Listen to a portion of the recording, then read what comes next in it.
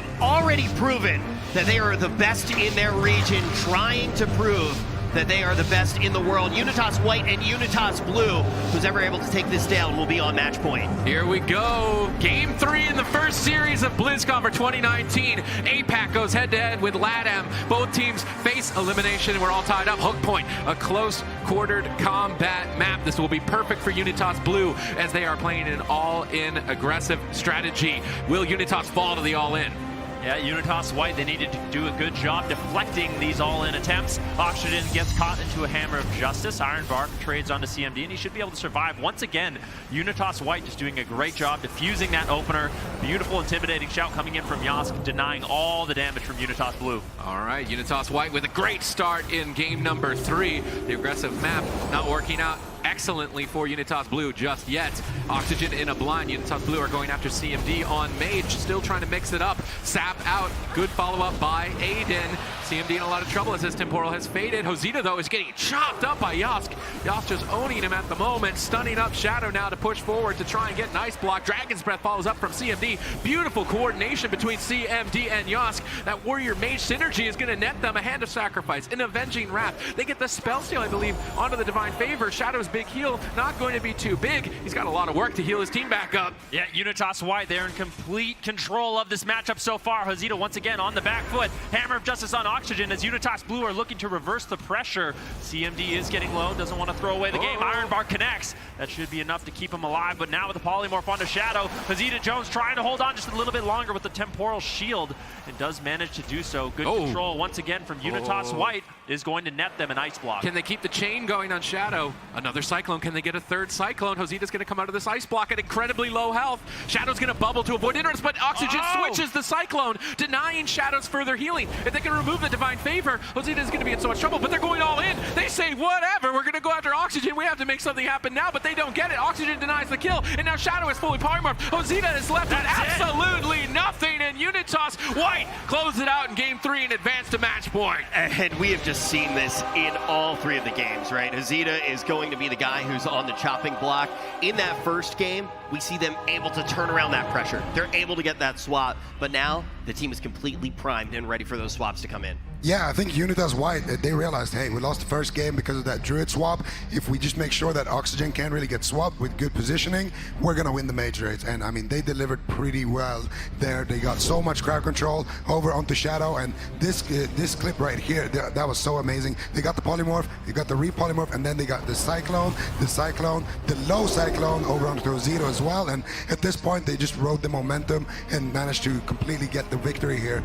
Really, really nice to reset the polymorph DR as well there with Shadow.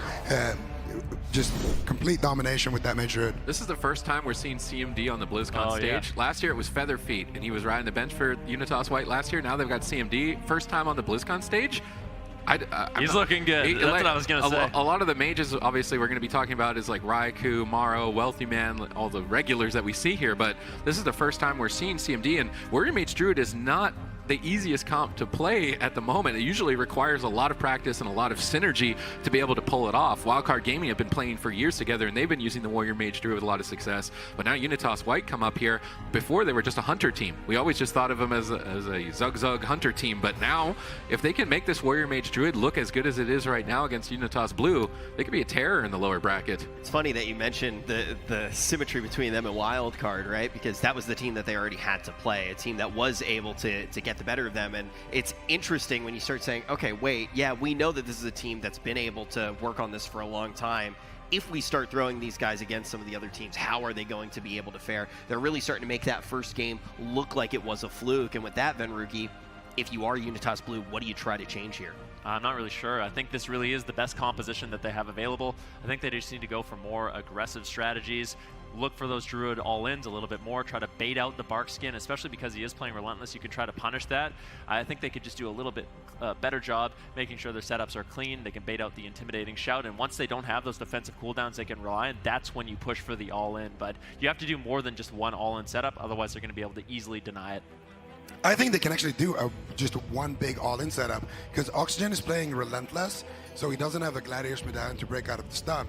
Instead of using the blind to try to crowd control him and kill the mage, just use the blind to set up a big swap, get the blind over onto Oxygen, and then you have plenty of time now to land crowd control over onto the Warrior. You can use the Blessing of Protection offensively. You can have the Holy Paladin even pop his wings, and you can just get a Hammer of Justice, Kidney Shot, one shot all in with Combustion. I think they can easily take him down like that, because he's also playing the Feral Affinity, so he doesn't have that extra damage reduction.